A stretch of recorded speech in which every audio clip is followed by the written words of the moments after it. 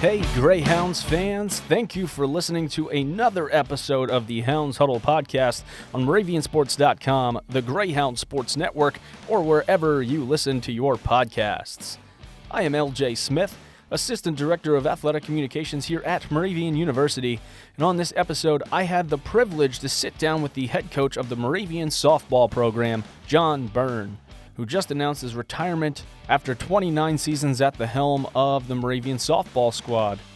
We talked about all things from his time as a student athlete here at Moravian, including the plethora of different opportunities he has had as a coach and a scout throughout his career at Moravian. And now let's meet our guest, his final interview here as the head coach of the Moravian University softball program, John Byrne.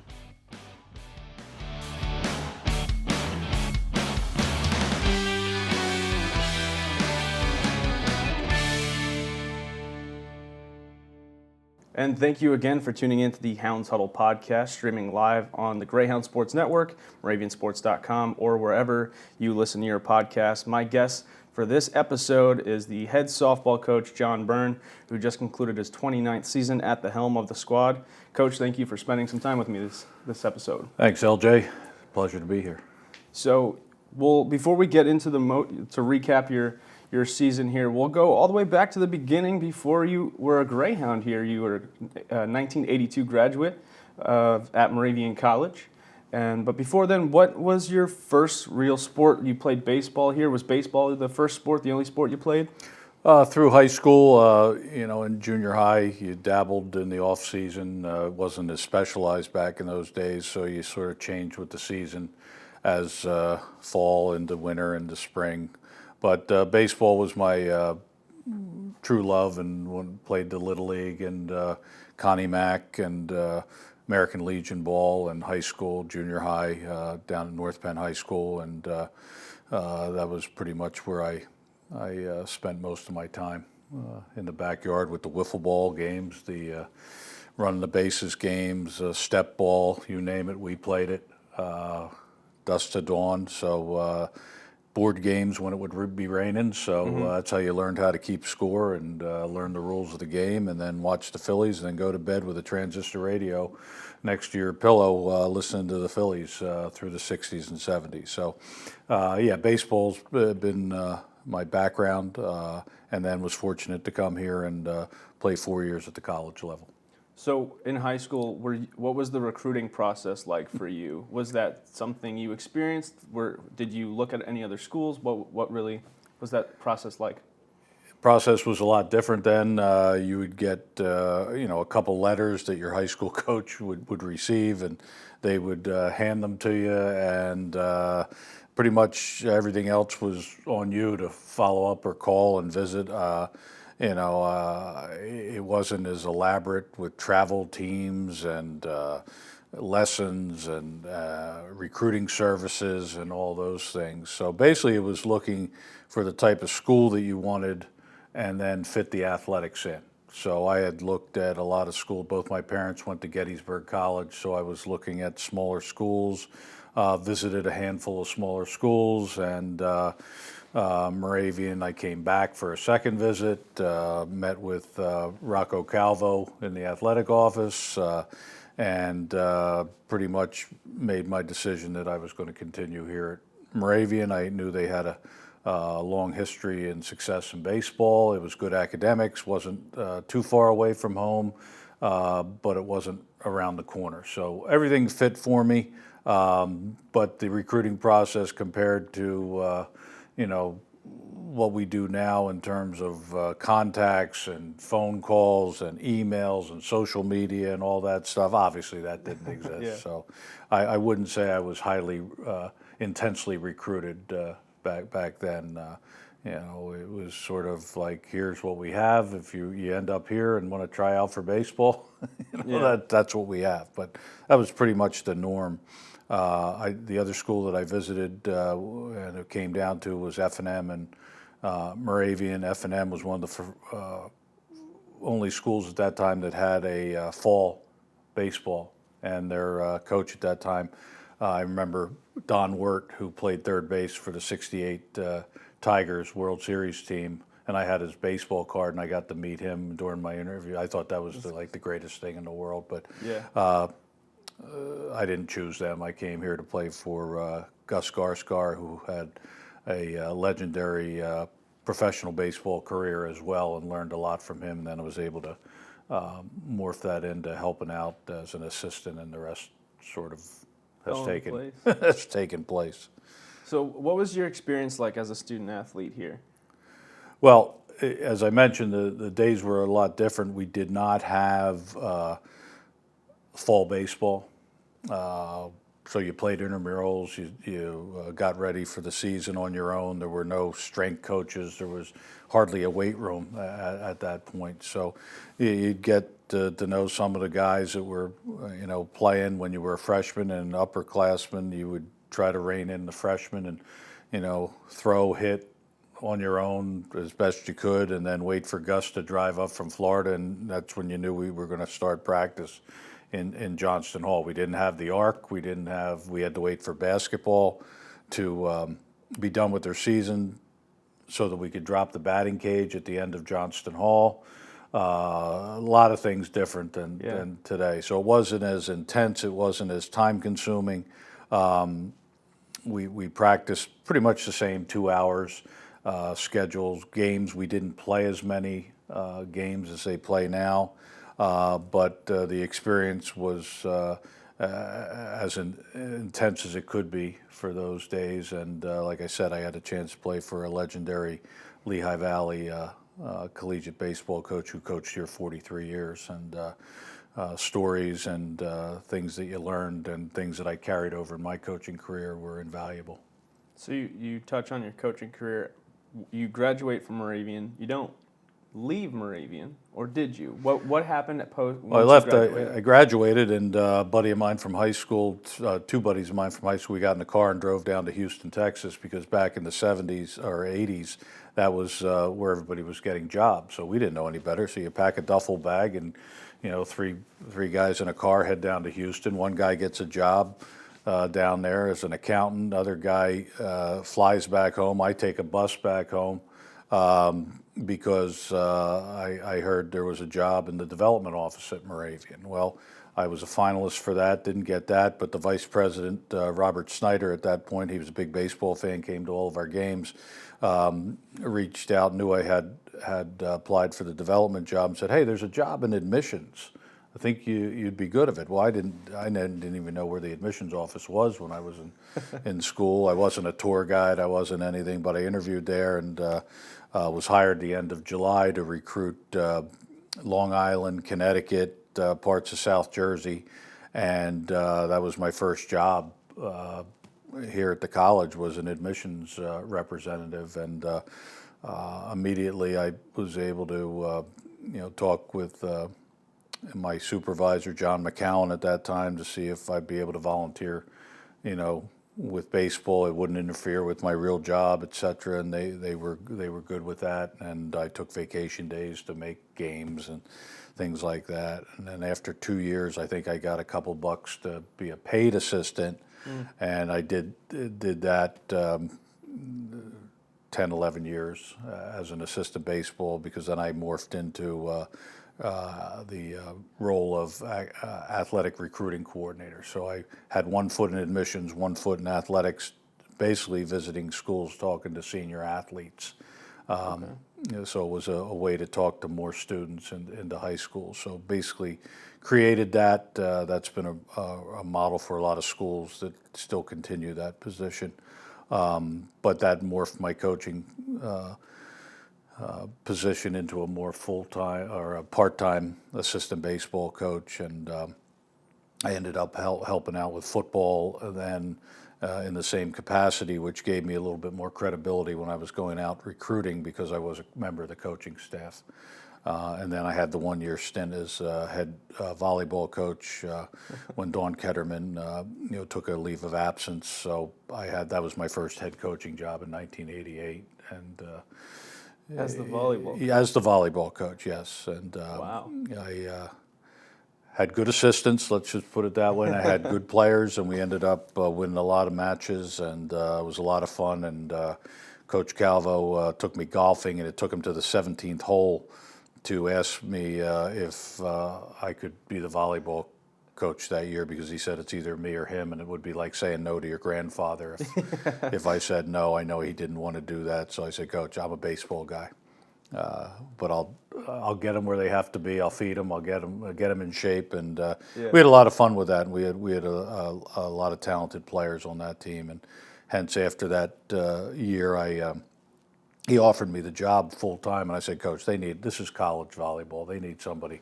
when they call a timeout that actually can, run a play or something. But I appreciated, that time, and it gave me some experience from the level of organization and just being in charge of a program. So that came and went with that. So you have that as your first experience as a head coach. You're an assistant coach for baseball and football. Right. I was coaching the kickers for Coach Dapp. And then I got out a year, and I was fortunate to get a associate scouting position with the Cincinnati Reds with Mr. Bo Trumbo, who's still a dear friend of mine to this day, who was an old-time scout out of West Virginia. I wrote to every Major League Baseball team. I have a stack still of all the letterhead of thanks for, well, we have nothing for you. But I did get a call from a couple teams, Dodgers, Texas, and then Bo called me from Cincinnati that he was looking for an associate scout in the area up here in eastern Pennsylvania. He had the Mid-Atlantic area, and I remember our interview was over at in Allentown at the park over there, that the Allentown Ambassadors, Bicentennial, and we had a good talk there. In fact, during that conversation, I knew that my knowledge of baseball wasn't what I thought it was at that time, that I had a lot to learn, and he was just a great mentor and helped me out tremendously in how I ended up recruiting and how to watch and evaluate talent and all the intangibles that go along with that. So I worked with Bo for probably nine years as a associate, so it wasn't a full-time position. Obviously, I was still at the college here, and we did draft the number one draft pick that I recommended, which was kind of neat. Johnny Oliver out of the Wilkes-Barre area was the first overall pick for the Reds.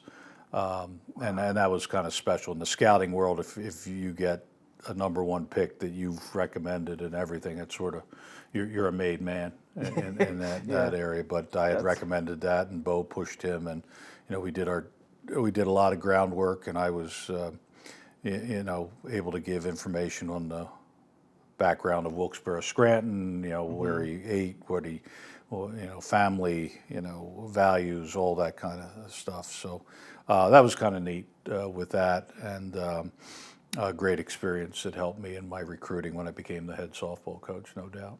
That's incredible to have that on your resume and have that experience working with Major League Baseball and learning from someone like Bo to take that into the collegiate level. Did it change your perspective? Absolutely. I mean, it opened up a whole another venue of the recruiting, which I was able to take, and I think use to my advantage when not just watching talent, but how to evaluate the person themselves, because good people make good players, and you want to make sure that you're vetting everybody, that you're not getting a lot of baggage. Not that it's 100% true, but it certainly helps you. You get there early. You watch them come off the bus. You watch how they interact with their teammates. You watch how they act after adversity. Having the eye test and talking to them and just getting to know their families and things like that just was, as I said, invaluable in terms of the process. I mean, the easy part is to go out and evaluate if somebody can run, hit, throw. We all can do that, but the ability to pass up on somebody that might be a potential problem down the road is a tough decision, and you don't get enamored with just pure talent. You have to look at the whole package, and I think that's what I learned coming out of that. So you were still working with Bo when you were hired as the head softball coach? When did that kind of overlap? I did that. I wasn't a paid. I got paid if I recommended somebody who got signed. So it was sort of eyes and ears. Obviously, when I was coach, the 1 year that I didn't coach, I was able to go out and be the bird dog sitting there with the stopwatch and all that. Go to the Legion All-Star games. I did that. But then I missed being on the other side of the fence and came back, coached another year or two of baseball, and then in 1994, the softball position opened up here. They split up positions. Used to be you coach two sports, so Mary Beth Spurk had basketball, softball. She had basketball was a full-time job in its own. Softball, they were running. Seasons were crossing. It just times were changing in athletics with that. So right place at the right time, and I was in the position to become the new softball coach in 1994. And Coach Makovic was the athletic director at that point, and Dr. Martha Reed, she was the acting president. I know we sat down in her office and. We had the conversation about becoming the softball coach. I said because I was looking for a head baseball job at that point. I had interviewed at some high schools. I had, was looking at it was time for me to move on and become a head coach. And fortunately, they saw that I fit the opportunity to become the coach here. And I said, I'm going to put all my heart and soul and energy into this. I'm not just buying my time till a baseball job or a better job comes up. We're going to build this program. We're going to make it a national contender. We're going to try to win a national championship, which we came close to on a few times there. But I told them I'm not going to just be a caretaker of the program. We're going to go after it with everything we had, and I hope the body of work has demonstrated what we started out to do in 1994. But yeah, the scouting had to drift off because obviously when you become the head coach, you don't have time. I still would, keep my ears and eyes open if there was somebody. But my connection to the baseball world after 29 years in the softball world is sort of. Yeah. I made that transition eventually. I was a baseball guy that came into the softball world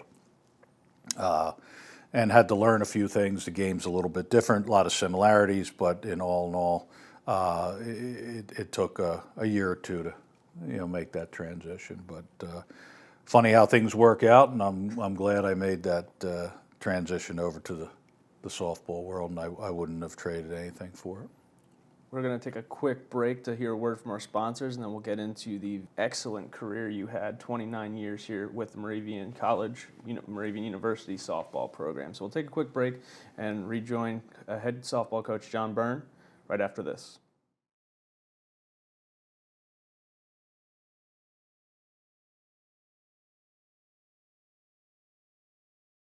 What can you do with Business Phone from Penn Teledata?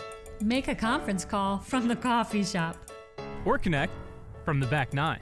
With unlimited phone services, 24-hour support, and mobile synergy, our cloud-based technology makes it easy to do business from anywhere. And we do mean anywhere. No more being stuck in the office. Which is great for everyone, I think. Add cloud-based business phone service from Penn Teledata.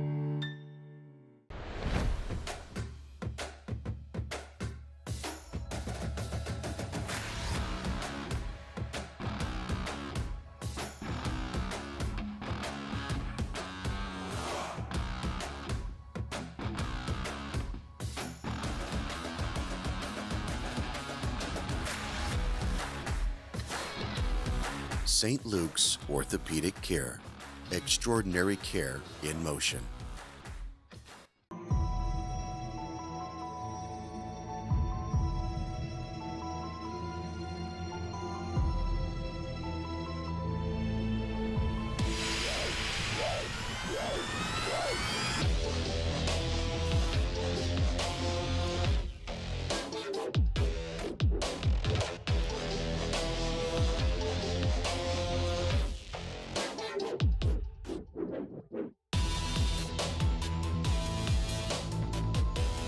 Historic Hotel Bethlehem is perfect for any stay. The finely appointed rooms and suites are complemented by excellent dining choices featuring Chef Michael Adams, the tap room for drinks and casual fare, or an upscale dining experience with a view at 1741 on the terrace. For business meetings, visit our Executive Conference Center, stop by our women's boutique for a selection of fashion and jewelry, or grab a cone at our Hotel B ice cream parlor. Historic Hotel Bethlehem is where our history will make the memory of your stay last a lifetime.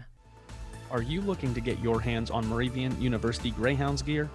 Head over to moraviansports.com and click the link Sideline Store under the tab Fan Zone to find our Moravian apparel store. Each month, there is a promotion that offers a discount to all things Greyhounds, from hats, hoodies, shirts, and more. Head to the Moravian Athletics Sideline Store today, powered by BSN Sports.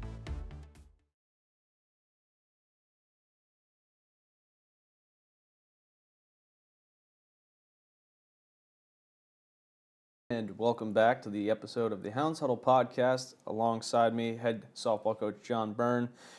Let's talk about your 29-year career here at Moravian College, now Moravian University. And you said it started, and it took maybe a year or so for you to kind of transition from the baseball world to softball. Talk a little bit about how that transition transpired for you. Yeah, a couple things. Obviously, when you go from an assistant coach to a head coach, there's a learning curve there. Assistant coach role is a lot different than head coach role. When you're a young head coach, you're going to be tested. You're going to be tried and tributed. You go through that a little bit. You have to learn that you're in charge of the recruiting aspect, the fundraising aspect, travel, meals, and then the fun part, teaching the game of softball, which in itself had some differences than baseball. Mm-hmm. It's a quicker game, shorter field, moves faster. Pitching obviously is different. So you just can't come in with a total baseball mentality and say we're going to keep playing baseball. Yeah. So all of those changes, we had a pretty successful first year. Then I had my first recruiting class that came in, which was a large class, mostly of very talented Lehigh Valley players, sort of stamped that, hey, we're going to recruit inside out. We're going to look at the homegrown talent, which Lehigh Valley is one of the most fertile areas for softball talent in the state, so that was very lucky. And then right down the road toward Philadelphia, District 1 is notorious softball powers, so your location is very good for that. So we work inside out over into New Jersey, out toward the central part of the state, down to Delaware, into the closer regions of New York is basically where we've settled in to look for the best local talent that we can get in here within about a two-hour radius. So that was the first strategic move, I guess, was to where are we going to go to get the players, and then realize that we're going to build on that. We're going to recruit people that probably could play at a higher level, but we're going to sell Moravian.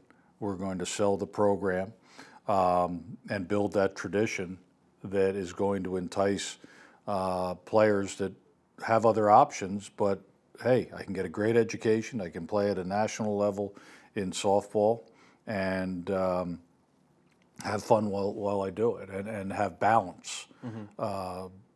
Because at the bigger schools, your time is more related to the sport, and you may not have a social life. You may not have the opportunity to get involved in clubs, organizations that tie directly with your major. So we sold the balance. We sold the opportunity to play in a competitive program that's going to compete for championships, and we're going to complement that with an outstanding education. So that was the philosophy to come in and try to get players that had bigger opportunities, that could play at a higher level. And if we could get, 2 players a year that could do that, that would put 8 players in the program that could play at a higher level. That's pretty much your lineup. And if you have better players, you're going to win more games. So that's really the philosophy that came in when we started this, and tried to continue that through the last 20 some years. So you take over the program, you start building recruiting classes and getting the type and quality players that you want to bring into the program. What was that first 4 or 5 years like for you at the helm of the Greyhound squad? Well, it was fun. It was exciting. It was a lot of time, a lot of effort, a lot of work, a lot of hours out on the road recruiting in the summer, tournaments, and just putting the pieces of the puzzle together. And we were able to get our first NCAA bid. I believe it was 3 or 4 years after we started. That was a big thing. Start winning some league titles, some conference titles as the conferences changed and their playoff forms changed. But our recruiting, I know when I recruited Zon Azalina, who's in the Hall of Fame here, was the first all-state player from New Jersey that we were able to recruit. And I know it came down to us in Fordham. Okay. Back then, who had a very good program, lower Division I program, and Zon decided to come here. And that sort of put us over the hump in terms of credibility and able to land that type of player outside. We had gotten some pretty good Lehigh Valley talent, Amy Kroll, Bonnie Dietrich, et cetera, that were very good local. And this sort of established ourselves out. And Zon came in here and lived up to her ability, came out of a great high school program, IHA Academy up in New Jersey, who's won a ton of state titles and has put a lot of people into Division I, Division II programs. So that opened up a sort of a feeder system. We got a couple more IHA kids. We were a player now outside of the Lehigh Valley for some New Jersey talent. So I remember that as being, wow, I think we're on the right track here. And as we went into the 2000s, we had a good run there. I think 12 conference championships in a row, 3 appearances in the 3 regional championships, and 3 trips to the Division III championship, Division III World Series there. And 2004 was probably the best team that I had the opportunity to coach when we went and played St. Thomas for the national championship and lost 2-0. But we had realized what we had started out to within about 10 years. We had gotten to that pinnacle. Obviously, we would have liked to have won that game, but those tears of sorrow turned into tears of joy as we hoisted up that silver trophy, because we were the only 2 teams playing at that point in Division, and the smiles sort of came that we were an underdog from a small school. We were 1,400 students, small school in Pennsylvania, playing a school that had 15,000 in Minnesota that had kids that were 6'2", 6'1", all over, and my tallest, Janelle Bry, was 5'10", soaking wet. My All-American pitcher, Megan Hennessy, was 5'2", but had the heart of a lion. Heather Bortz was in the Sports Illustrated for having a 44-game hit streak that still stands today as the longest in all divisions of the NCAA. We had just personalities on that team. We had swagger. We had heart, and we refused to lose. And that was just a fun team to coach. And they set the standard for a lot of the teams that followed. We went back in 2007 to the World Series in 2010, and I've had some really good teams, moving forward in the last couple decades. So, but that 2004 team, people ask, what was your best team or the team that you enjoyed? I enjoyed coaching all the teams, but that team, just the bonding of that team to this day, they are still tight. If we've had some people's parents that have passed away. Melissa Soroka's, mom passes away, and right then I'm back in the spotlight. Everybody's calling. I'm in charge again of that team. Yeah. we've gone through good times, bad times, not just on the field but off the field. It's probably one of the closest groups. So you always have those special teams that resonate, and I'd be remiss if I didn't mention that group as one of the most successful groups of people that I've been around. So just elaborate a little bit on what that journey was like going through each stage of the tournament, because that's not something everyone gets to experience in their collegiate career, and the fact that you've been able to go to the Division III championships 3 separate occasions. What was that journey like? Obviously, it's a very close-knit group, but reflecting back on that, what was that? Yeah, I think it all started the year before. We were at Ramapo and we were playing Salisbury, and we had the regional championship in sight, and we lost in the last inning, and it was heartbreaking. I think as soon as that game was over, the mindset of what was going to happen the next year, there was a reason that happened, that they were possessed, for no better word, to work as hard as any team to make sure that feeling did not come across again.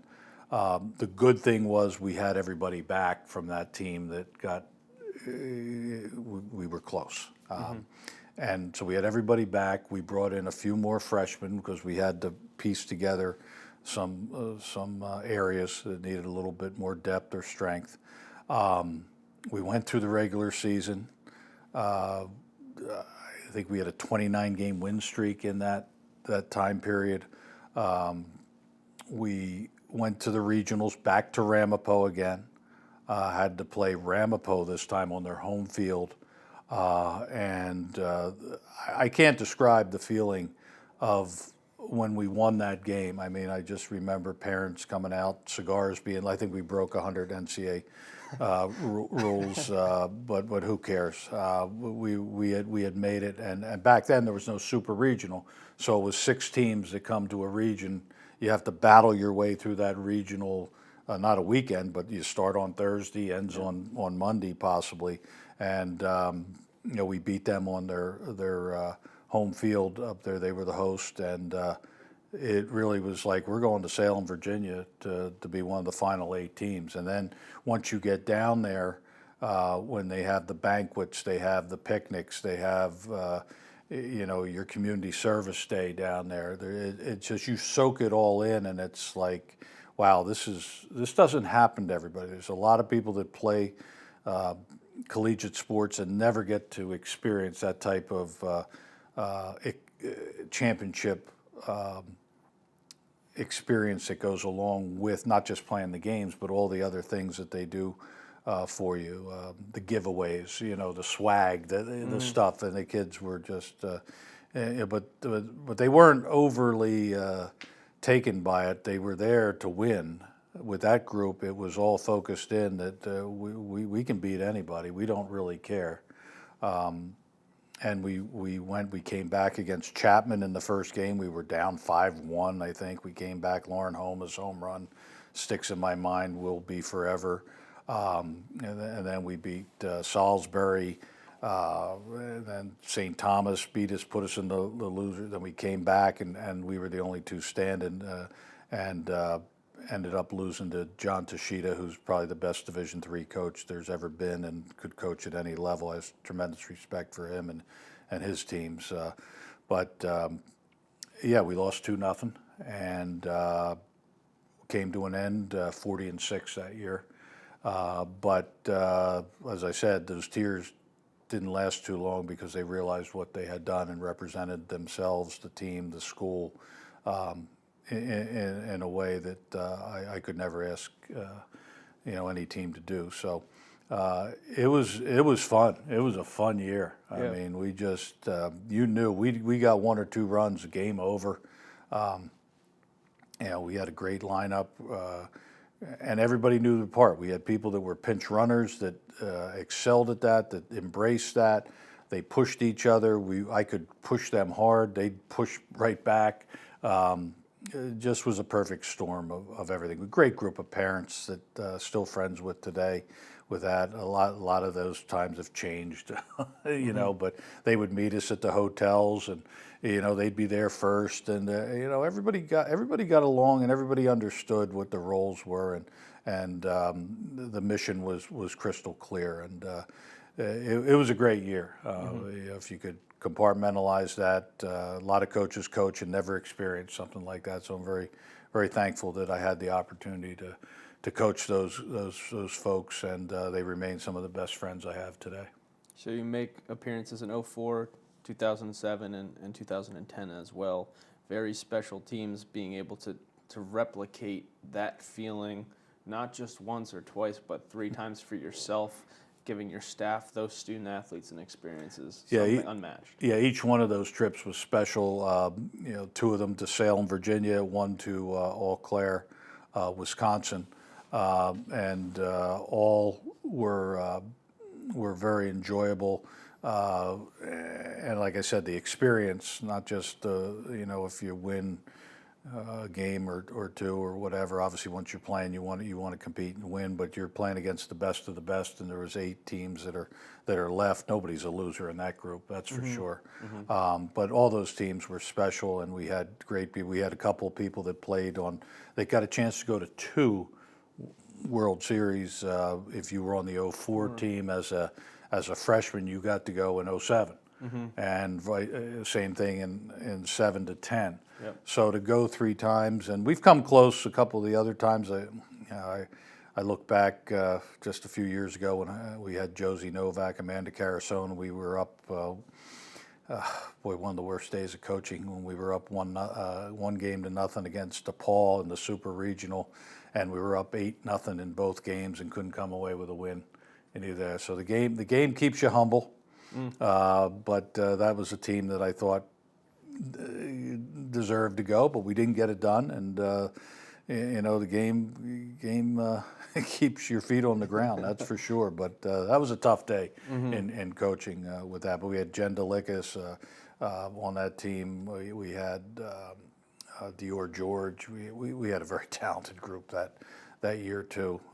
But we've always had those special people. We have a number of Hall of Fame people that I'm very proud of, a number of upcoming Hall of Fame people that hopefully in the future will get that honor as well. So I've had the opportunity to coach a lot of outstanding young ladies, and as good of players as they were, they're better people. So that's the most gratifying when you look back on all the years. That what are they doing now? What did they learn? Was it a small part that helped them become a better mother, a better teacher, a better business person? Do they draw on those experiences? It was part of the college experience of learning and teaching, and athletics is very, very important to that. And I think sometimes that's overlooked in just raw wins and losses, and it's not that important as part of your educational experience. And I would argue that with anybody, and I think the players would put a strong case together for that too, that there are a lot of life lessons, a lot of things you learn on the athletic field you won't find in a textbook here. So we're trying to help people become better people and prepare for a good life after their academic and athletic experience. So we move forward to this past season. We start the year off with a trip to Florida. And I say we because you were with it. You were the reason that we went 10-0. It never happened before. We never took you. So first time you go to Florida, you come back with a clean slate of record of 10-0, and something very special happened on that trip in Game 6 with a victory over the Milwaukee School of Engineering. You earned your 900th career victory with a 2-1 victory over the then ranked 11th team in the nation. Yeah, that was a great feeling that we beat the 11th ranked team in the country. It just happened to be there was a number, 900. It's a number. We've had 800, we've had 700, we've had 500, etc. That means, I guess, you've been around a long time, but the reason that those numbers happen is because of the people you have on your coaching staff, the people that you have on your roster. You don't accomplish those. I say we accomplish those numbers because I did not get a hit in any of those games. I did not field a ball. I did not strike out anybody in any of those games. We assembled a group of people over the years that won more than they lost, and that's always a good thing. Is it something to look back, and now I get a chance to sort of look back on and maybe enjoy a couple of those 900 wins and really dig down and say, wow, that was a great game. You talk about this year down in Florida. I think we played our best softball down in Florida this year. Maybe it was the 80-degree weather, or we were just rolling one game after another against some very good competition down there. Our young players just didn't know they were young players. They were playing softball and having fun doing it and competing. And that was a great way to start off. Obviously, you want to come back from Florida with a winning record. But that was our first time going undefeated. So you thought maybe, hey, this year could be pretty darn good. And ended up 29-5 and going back to another conference championship round. And the kids were a tight-knit group. This was one of the, like I said about that 04 team, this was a very enjoyable team. We had 16 players that all stayed healthy pretty much throughout the year and got along as good as any team that I've had. And it was enjoyable to come to practice and get to know them and watch that team bond together and gel. And the friendships that were made out of that. We had a couple players that came back for their fifth year. Brooke Ware, Madison Bieber came back as well, and it was great to have those guys for 5 years.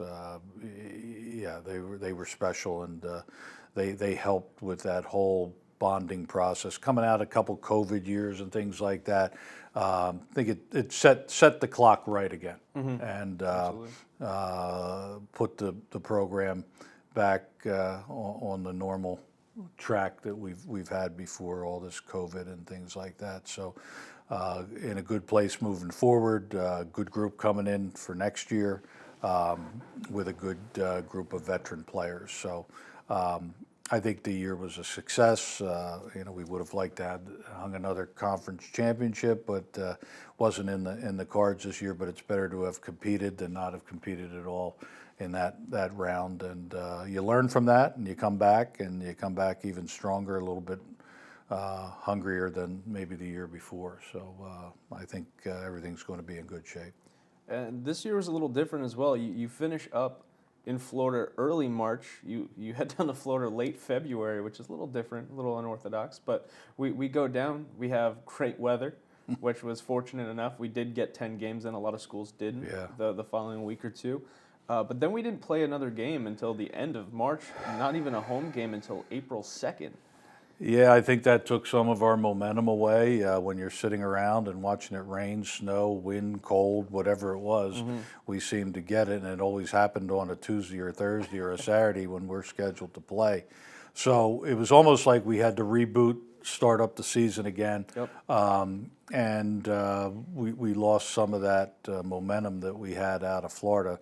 Not that we played bad, but it just was tough sitting, playing, and the final week of the season, the weather turns and and then you still have rain right through the conference playoff where we had to shorten that so it was a single elimination tournament. So weather, some years it can be your friend, other years it can be your foe, and hey, it's spring sports in the Northeast, so you got to take that for what it is and try to make the best of it. But I like that 80-degree Florida weather. Yeah, I'll take that all year round. That was a good time down there. Thanks for coming down. Of course, it was a privilege to be a part of that, and the 900th win as well.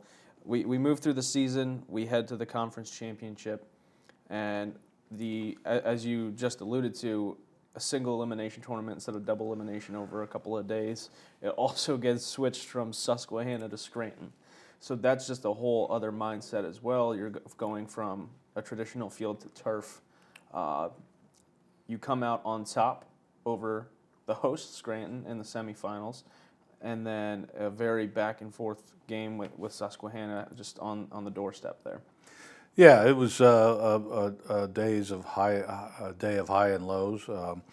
Nice to beat and eliminate Scranton on their home field, and then come right back to play a hot Susquehanna team. I mean, they got their pitching was outstanding throughout the year. We were fortunate we beat them during the regular season, split with them, and knew that we had to get out in front and hold a lead. And give them credit. They battled back and shut us down. We had opportunities. It was a day that could have gone either way, but they prevailed that day, and we have to learn from that and play consistent all the way through a day of softball, which usually is the case when you get into the tournaments. But hey, a lot of conferences didn't even play because of the weather. They declared champions without playing on the field. Hey, we had our shot, and at least we played. It wasn't the double elimination like we had hoped. Wasn't on grass like we had hoped, but.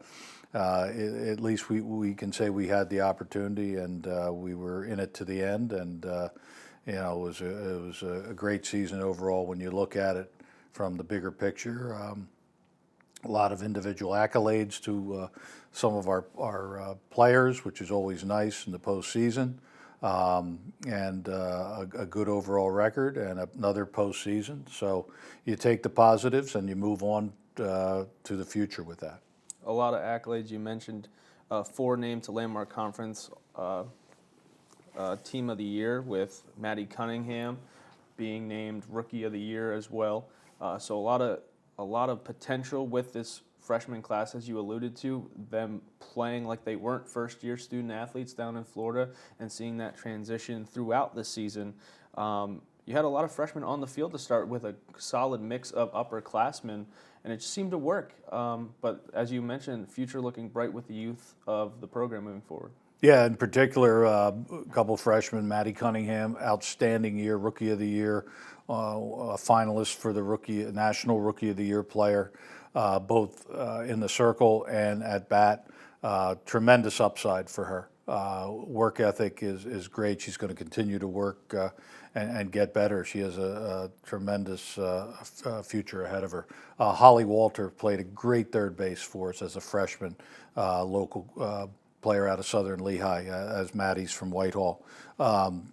Stepped in a tough situation down in Florida. We're going to throw you out there. You're going to play. And, defensively made some great plays for us, came up with some timely hitting, worked on some of things that she had to work on to get better, and another tremendous upside on that player.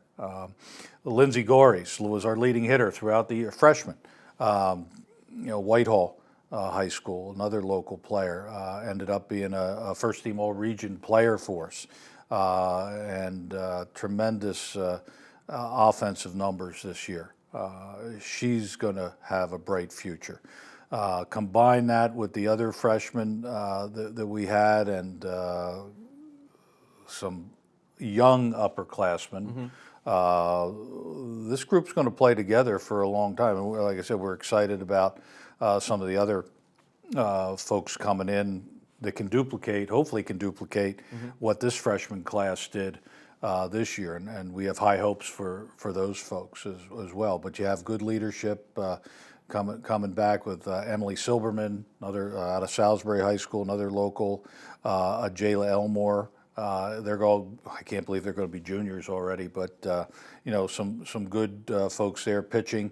We have that coming back intact, and we have some good arms coming in the freshman class. Obviously, we have to replace Brookie Ware behind the plate, but Marcy Silberman coming in, Emily's sister. We look for her to step right in there and do a good job there. So already players are excited about what's coming up, and they'll work hard in the weight room and in the fall. And they got a taste of the playoffs last year. Didn't come up with the championship, so hopefully that's a driving force, to be the hunter instead of the hunted this year.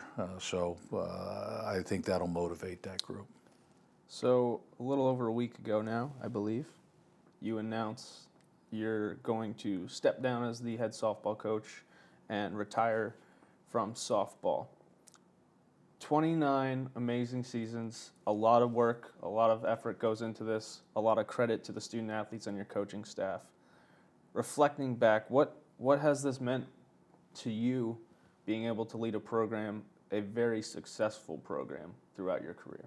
Well, I think when you look back, first of all, I had the opportunity to spend my entire working years at my alma mater. That doesn't happen too often. I've only worn the two colors in my wardrobe for all these years. I haven't. I've had opportunities to move on. I've turned them down. I've been able to,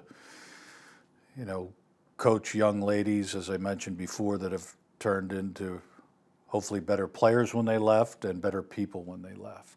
That's the most gratifying thing that you can say. I've had opportunities to travel. I've had opportunities to meet some of the finest coaches in the country, not only at the Division III level, but at the higher levels as well, and they've always treated me with respect, and hopefully I've been able to reciprocate that. I've had the opportunity to coach at the professional level with the Philadelphia Force when they were here. I have had lasting relationships with those players. A lot of those are players are coaching at the Division I level that have reached out in the last week. It's been just an overwhelming week, by the way, with trying to keep up and answering calls, even letters, old-fashioned letters, emails, texts, and whatever other social media there is out there. I don't know too much about that, but so I've had some experiences that this job opened up opportunities, whether it was, coaching professionally for that one season, travel, as I mentioned, working, in some hand with Major League Baseball as an unpaid, recommending scout. But it comes down to the people that you've met. As I mentioned, I think when I made the decision, it's great to have numbers, but wins, championships, but those numbers pale in comparison to the number of quality people that I've been able to meet and work with over the years. And those are the things that I will take with me, more so than anything else, is the tears of sorrow, the tears of joy, and those memories. You can't erase memories. You can't take those away from you. And we've had a lot of good memories here with a lot of good people. And that's going to be tough to walk away from. I enjoy the camaraderie with the players. I enjoy going to practice. I enjoyed the thrill of competition and competing against some of the best coaches that are out there. And having some success in those arenas, whether it's winning the leadoff classic, I forgot to mention that 04 team, when we won that leadoff classic in 04, beating East Texas Baptist, I knew we had something special then. But to be invited to a number of those leadoff classics, to play in a number of conference championship games that we played, to have gone to NCAA regionals, to have gone to NCAA college finals World Series.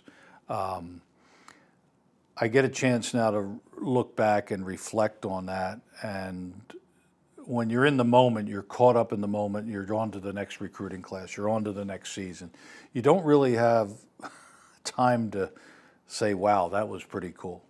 And I'm looking forward to sort of slowing down and retracting and being able to, wow, that 2017, wow, or that 2010 team, or the team this past season. Boy, that was a lot of fun. And just sort of be able to slowly enjoy those memories, and not have to worry about the next round of games and who we got to beat and who we got to compete. And it was time. It was a good time for me to step away. I'm still fairly young. I have my health, and I want to do some other things. I mean, the first 20 years of your life, you're young and dumb and do everything you want, and you go to school and not really worried about that. Then you work for 40 years, and now I have another 20 years to enjoy life again. So 20-40-20 rule. Remember that, LJ. 20-40-20, perfect. All right, so then you get to 80, and then everything else is gravy from that time. But Sounds good. yeah, it was not an easy decision, but I think it's the right time. I have no regrets. With that, I feel good with that. The program is in great hands with Josh Baltz, who's been my longtime assistant. Very similar to my path here. We both played baseball here, both graduated from here. He's taken over at the same age I took over. We have the same initials. Yeah, JB squared. So he's lined up for. He's going to do well, and players are excited about that. Recruits are good with that. So leaving the program in a good place, and just you gotta know when you're starting to lose the edge a little bit. It's not fair to the players if you can't devote everything. And like I said, I gave it everything I had for as long as I could. And once the gas pedal comes up a little bit, you've got to be honest with yourself and say, you know what, I'm not going to just be that guy just hanging around, hang on. Yeah. And I thought that was the right decision. I want to see my two daughters, Rachel and Jamie, compete. They're both college athletes. Rachel runs track here, so I'm looking forward to actually watching a track meet every once in a while. Jamie is completing her second year down at Westchester, playing volleyball, starting setter down there. And now I don't have to move our practice schedules to accommodate the volleyball schedule at West. That's not fair to the kids here. Yeah.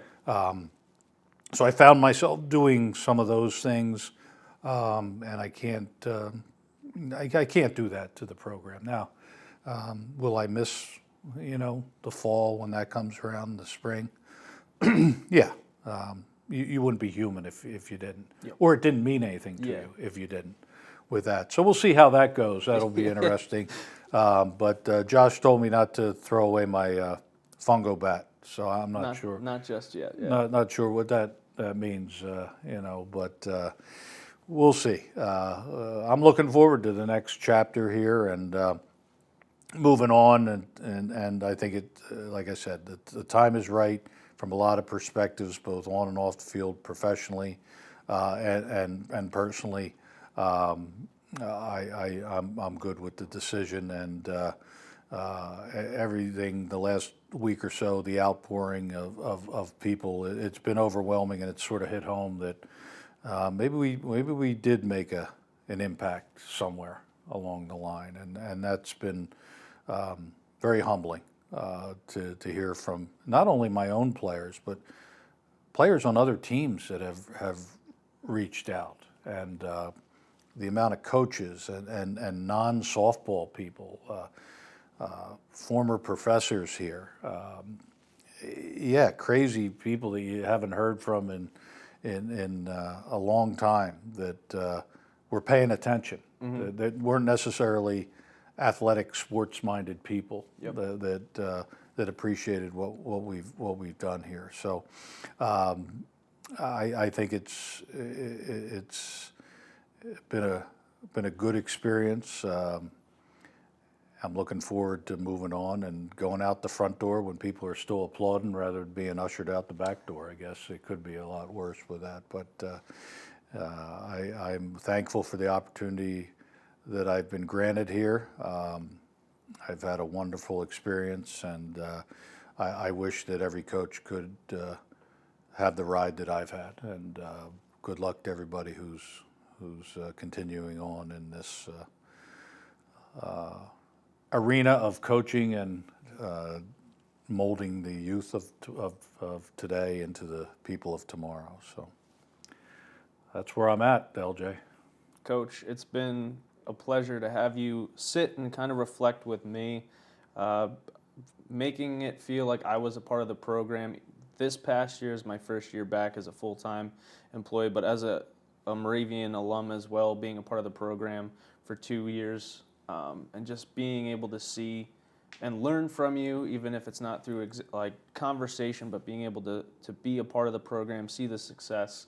It's been a pleasure to kind of be an outsider looking in, but also covering the program, putting you in a positive light and your student athletes in a positive light. It's definitely been a pleasure and an experience I will never forget. Florida, Scranton, everything, just being that feeling of togetherness. It was a very special group you had this year.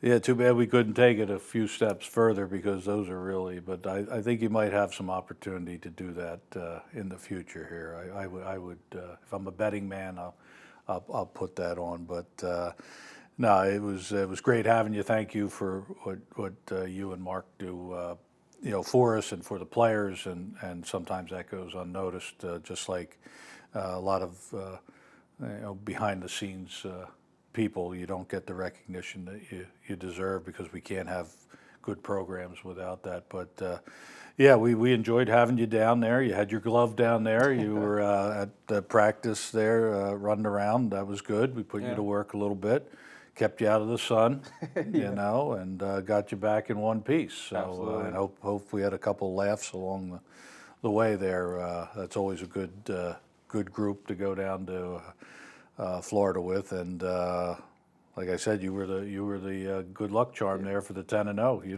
don't know what a loss is in Florida. I don't. Yeah. I don't know what to tell you. The only thing we didn't get to go to a spring training game because they were shut down. Yeah, not this time. Yeah, I missed that there, but now I got time. I can go to spring training. Yeah, you have some more free time. All I got is time. I got a lot of time, so we'll see what happens. But no, seriously, thank you, and you do a great job here, and good luck with your future. And someday somebody will be interviewing you over here about your 40 years in the business there. So thanks again. Thank you, Coach. Moravian softball head coach after a 29-year career, John Byrne. Thank you for spending time with me, and best of luck. We'll hope to see you around campus, and enjoy your unlimited time here. So, thank you. Stay warm on those cold days in March. That's all I have to say to you. All right. Thank you, Coach. All right.